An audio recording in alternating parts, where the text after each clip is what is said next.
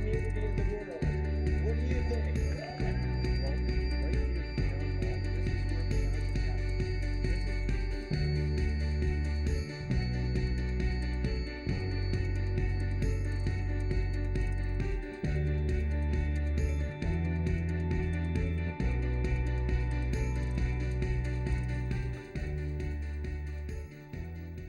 Welcome to Your Orangeville. I'm Mayor Rob Adams, and I'm delighted to welcome you to this segment of our show. During the blustery winter that we're having, the long days and lots of snow, one of the things I love to do is sit and watch the Olympics. It's really, really exciting to watch our athletes, those who triumph and succeed, and those who suffer defeat and loss and injury. We live through our athletes, and we live through our Canadian pride. It's a great time to take stock of what a great country we have and what great pride we have. If we remember back to the Vancouver Olympics in 2010, we can all remember jumping up in the air with our arms waving and cheering as Sidney Crosby scored the game-winning goal in overtime for Canadian gold. Or we can remember the women's Olympic team as they won gold for Canada as well. We also remember some of the sad things that athletes go through. For example, the Georgian luger, Nadar, who died on the test track prior to the competition taking place. Those kinds of things make us cry and take stock.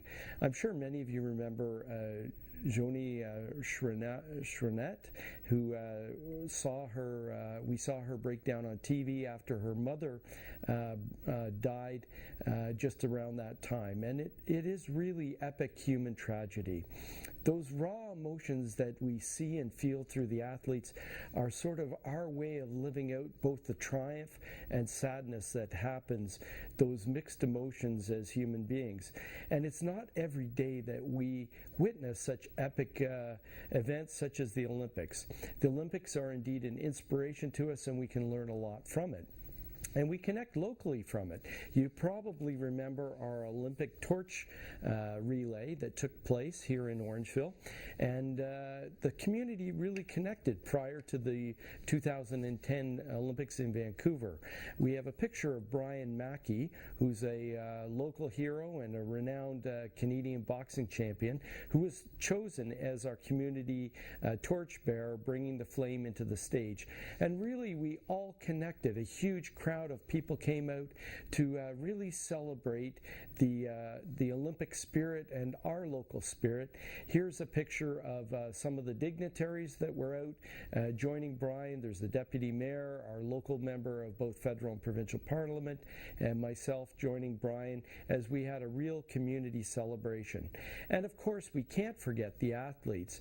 Those are the people who came out, local athletes here in Orangeville, and this is a picture of them here at the celebration as it took place here in Orangeville. And it really shows Orangeville has a lot of pride and really anticipates the Olympics. So this year, 2014, we moved to Sochi in Russia for the Olympics, and we have a wonderful picture of the Canadian team moving in to the opening ceremonies as they do their march. And of course, we're well positioned with Charles Hamlin leading the way, and our Canadian athletes are touted to do extremely well this year. In fact, Sports Illustrated has predicted that Canada will walk away with 31 medals overall, including 12 golds, and this would easily surpass the 26 medals we picked up in the 2010 Winter Olympics in Vancouver, the highest in the country's history, if we manage to achieve that goal. Here are some heartwarming little facts and interesting things about the Olympics and competitors, and some extraordinary stories. First of all, the Jamaican bobsled team, they were able to compete thanks to charitable fans. So essentially, the story goes, the bobsled team qualified for Sochi, but had an immediate problem. They couldn't afford to pay for travel. And through the public stepping in, they raised over $80,000 to help them be able to participate. Meanwhile, to contrast it, the U.S. received a BMW-designed carbon fiber sled, state-of-the-art. as well as Shaun White, who's a very well-known snowboarder, but to many of you may not know that he's a multimillionaire, worth more than $20 million prior to the Vancouver Olympics. He remains a superstar of the sports in Sochi, and he has many deals coming back on shortly. Shaun has withdrawn from some of the slopestyle events to concentrate on his half-pipe endeavors, but clearly there are some celebrities at the show. We'll be back in just a moment with some interesting facts about the Olympics locally and some local connections. We'll be back in just a moment.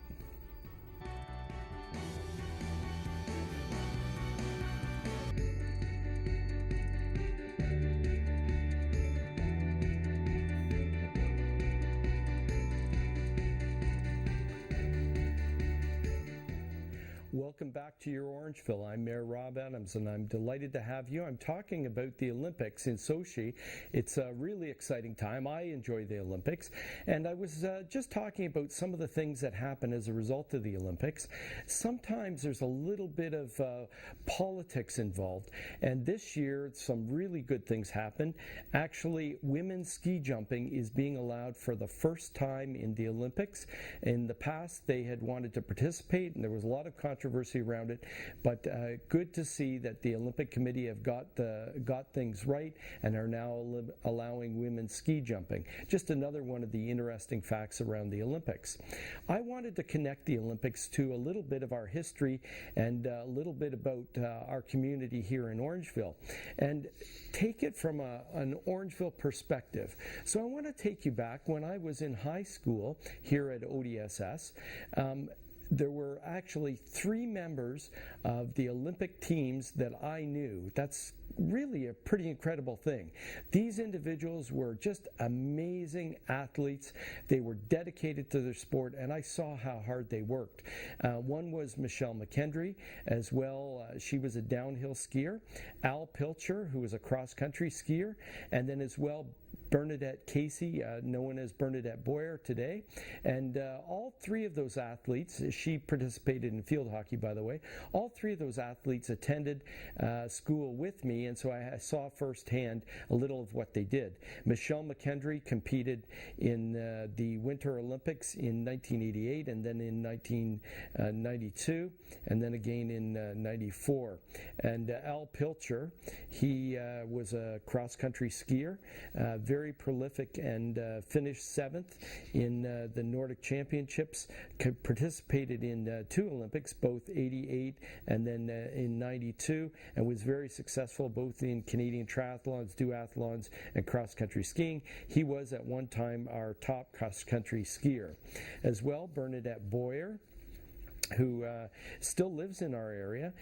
She competed in the Summer Olympics in 95 for the Ontario women's field hockey team, achieving bronze, and she started playing in the national team in 93 and then again in 96. She as well was top University of Toronto Female Athlete of the Year, and the accolades go on and on.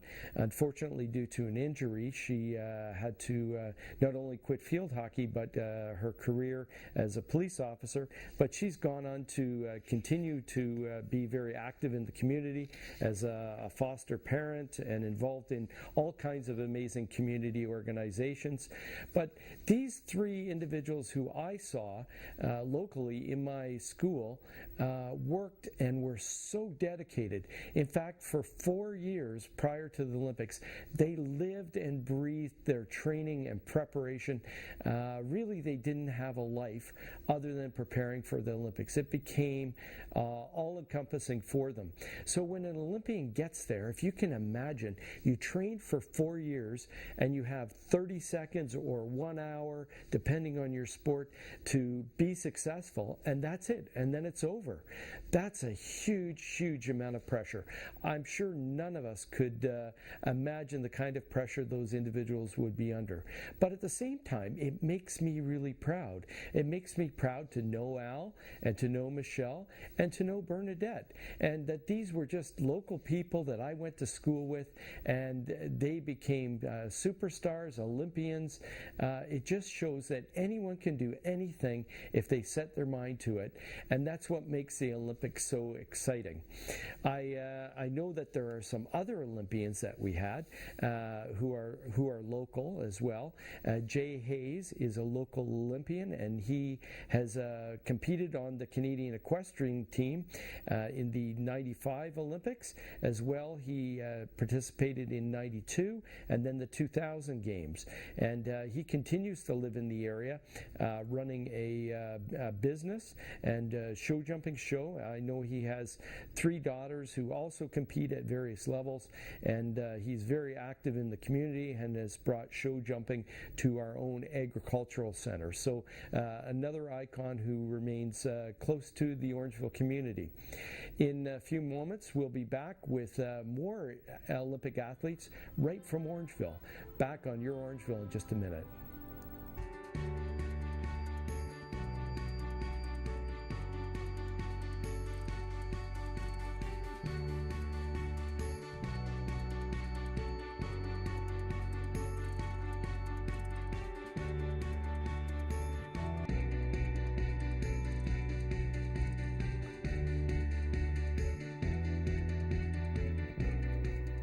Welcome back to Your Orangeville. We have an Olympics-inspired show today, and it's local as well. We're talking about Canadian athletes who competed in the Olympics and are local. And one of the favorite ones around town, who's very well known, is a gentleman named Keith Beavers. And Keith was brought up in this area and started swimming in the community. He was an emerging star, and early in his career, he actually won a bronze medal and broke the Canadian record in the men's 200-meter backstroke at the Pan Pacific Championships in Yokohama, Japan. Through his career, he represented Canada at 2 Olympic Games, including Athens in 2004 and Beijing in 2008. 2 World Championships, a Commonwealth Games Championship, and 1 Pan Am and 2 Pan Pacific Championships. He is now retired from swimming, but lives in the Waterloo community, and he sometimes drops by to visit friends and family. Just interesting what Keith had to say. When he was inducted into the Sports Hall of Fame in Orangeville, he said that this town and area have always shown interest and pride in my accomplishments, which I sincerely appreciate. It just really shows you how the Canadian athletes and local athletes appreciate the support they get from the community. Another fixture in our community, Alan Redden. Alan was the World Championship team member from 1981 and 1987, and he competed in the Olympics in gymnastics both in 1984 and 1988. He placed 7th in the vault and his team placed 7th in the 1984 Olympics, and he was the national champion in 1985.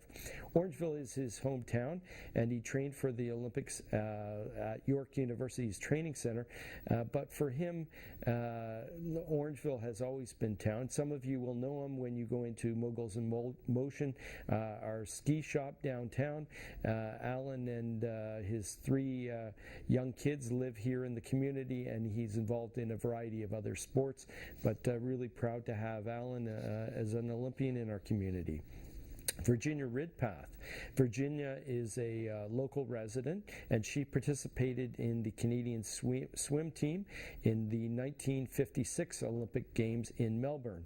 She placed 5th in the 100-meter freestyle and was the first woman swimmer to earn points for Canada in an individual swim event. She also set a world record for 100 yards freestyle at the 1956 Olympic trials held in Toronto, and she competed competed in a variety of other games, placing on top.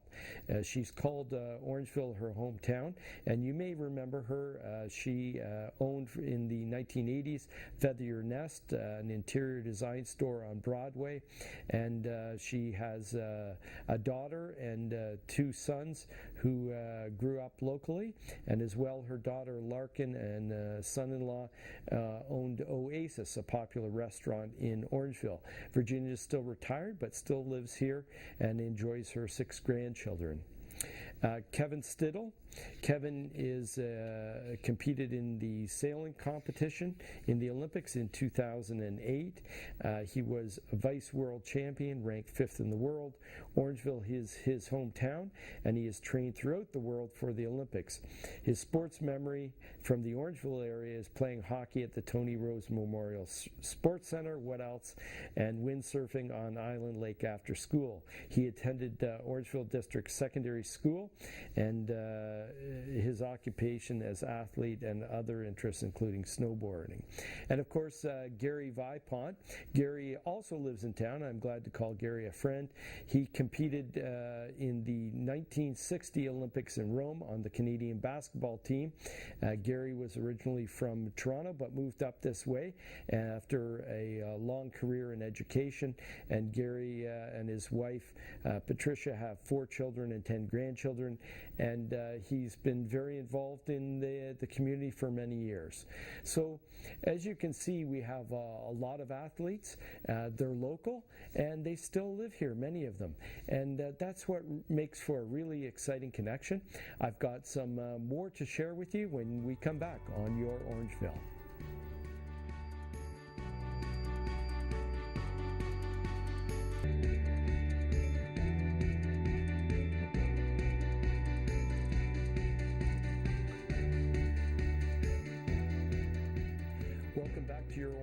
We're having a special Olympic celebration, and not only are we celebrating the Sochi Olympics, we're celebrating our local Orangeville Olympic athletes.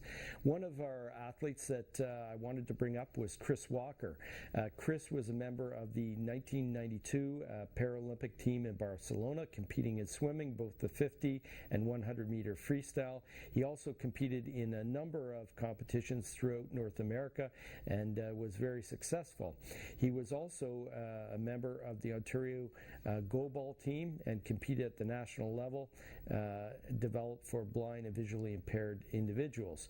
Chris was raised in Orangeville, and his parents still reside here. He attended Princess Margaret Public School and as well W. Ross McDonald School for the Blind in Brantford. As well, we have Jim Worrell. Jim, who is since deceased, was the oldest living Olympian in Canada. He passed away just in 2011, but we were delighted to have Jim come and be at our ceremony here for the torch relay. He was actually the flag bearer at the Berlin Olympics in 1936, and he competed in the 110 and 400 meter hurdles, and he was very successful, became extremely involved in the Olympics and the Olympic Committee, and he held many positions, as well as serving as the president of the Canadian Olympic Association from 1961 to 68, and a member of the International Olympic Committee from 67 to 89. And he was recognized in a number of sports Hall of Fames and the Olympic Hall of Fame for his tremendous efforts, and he as well won at the Commonwealth Games in 1934. He won a silver medal in the 120 meter hurdles. His daughter Ingrid lives here with her husband Andy and 2 twin daughters, and Ingrid has been a volunteer for our torch relay celebration to help organize a tribute in our community. Brad Bowden is another local Olympic athlete, and Brad's from just down the way, Orton, but hangs around these parts. He won gold at 2 Paralympic Games in the 2004 and he was a gold medalist in wheelchair basketball. In 2006, he was a gold medal winner with the sledge hockey team. He placed fourth in sledge hockey in Vancouver in 2010 and is competing at the 2014 Paralympic Games in Sochi on the Canadian sledge hockey team. So just a tremendous career that he has had, and clearly Brad is our one Olympic athlete representing Canada from our local area. As I was talking about earlier, we have all kinds of opportunity to do quite well at these Olympics. As it sits, they are saying that we're likely to do as well as 31 medals compared to 26 back in Vancouver, and this would be a very significant improvement. They're talking about 12 golds as part of that as well. That was actually Sports Illustrated that had predicted it, and we've already gotten off to a terrific start in short track speed skating. Our men's 1500 meter gold was won by Charles Hamlin of Canada. As well, figure skating team event, Canada won silver. Freestyle skiing, the women's moguls, we have gold from Justine Dufour-Lapointe, and her sister Chloe won silver. As well in snowboarding, men's slopestyle, we've Mark McMorris has won bronze, and our men's mogul, Alex Bilodeau, won gold, and Michael Kinsbury won silver. So already Canada is off to a terrific start. I don't know about you, but I love to just sit in front of my TV or my computer and watch these people who have given so much compete. It truly is amazing. As I said earlier in the segment, we lived through them, both their victory and the thrill of success, but also those who come up short. We really feel for them and share just in the emotion of the moment. So I just, on behalf of the town of Orangeville, the whole community, want to wish Brad Bowden, our local Olympian, all the best, and to all the Canadian athletes, go Canada go at the Sochi Olympics. From Orangeville, Ontario, this is Your Orangeville with Rob Adams.